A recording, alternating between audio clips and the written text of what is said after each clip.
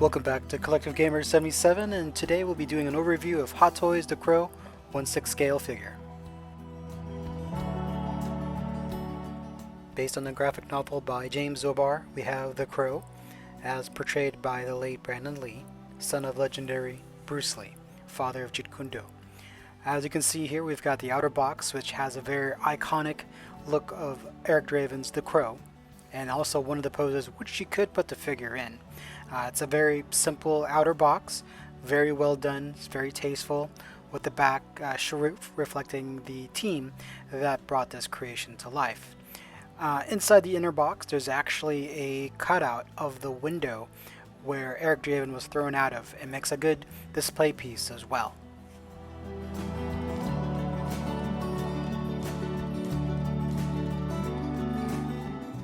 And upon removal of the inner box, there are several trays.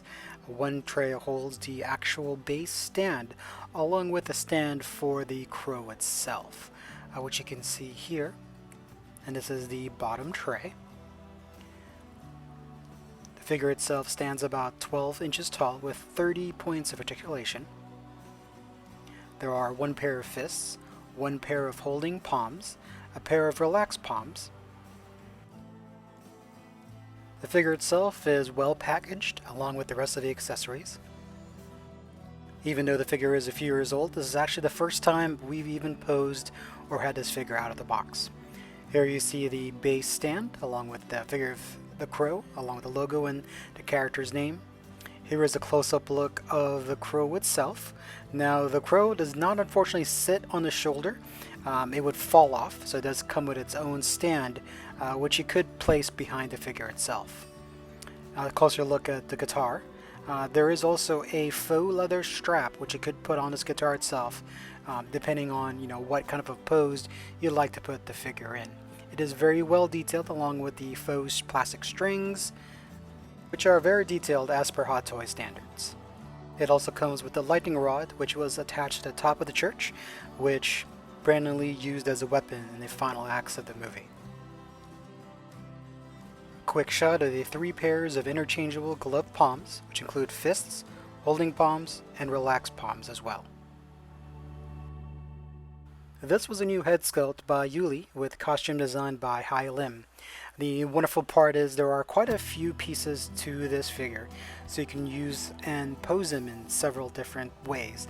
I decided to keep the jacket on him as it was a bit of a pain to try and take it off, and decided to go after the look when he was going after Fun Boy in the alley, which I think Yuli captured fairly well in this sculpt. This is definitely a figure that is not 100%. I think there are some angles where it doesn't quite look like Brandon Lee, but with the right pose, I think it does an excellent job. This is one of Hot Toys' earlier figures. It's not its earliest, but definitely one of the earlier ones. The jacket does not have an internal wire, but there is some kind of a stiffness to it. It's a faux leather, so you are able to somewhat pose it. I decided to pose him in a very kinetic pose, where even the ring that's affixed to the necklace on his neck is kind of swaying away as if he was stepping mid-motion. The figure articulation is limited by the costume somewhat. There's only some areas, as far as to some extent, where you can actually lift the arms.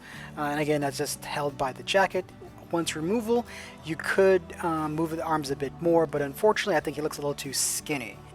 Brandon Lee was a very fit, active martial artist and actor, but I think Hot Toys went for a thinner body so that it would look more in proportion when he was wearing the coat versus when he wasn't wearing it. Much like what they did with the Neo action figure as well. One of the great things about this figure is it's actually still available, fairly cheap. I've found a few eBay listings from anywhere from about $150 on a bid to about $240, $250 at the highest. He does have a lot of accessories, more so than some others, and there's definitely choices with how you could pose him, with what's included. I've got this figure placed in our detail with a light directly above him, with the cutout of the window behind him, and I think it captures the essence of the figure very well, especially at night lit by that spotlight. I do easily recommend this figure. While the likeness isn't 100%, it's close enough for me, of course being a fan of the Crow, and the fact that you can also get this figure for a decent price right now, anywhere from, again, from $150 to about $240. Thanks for watching. Please like and subscribe.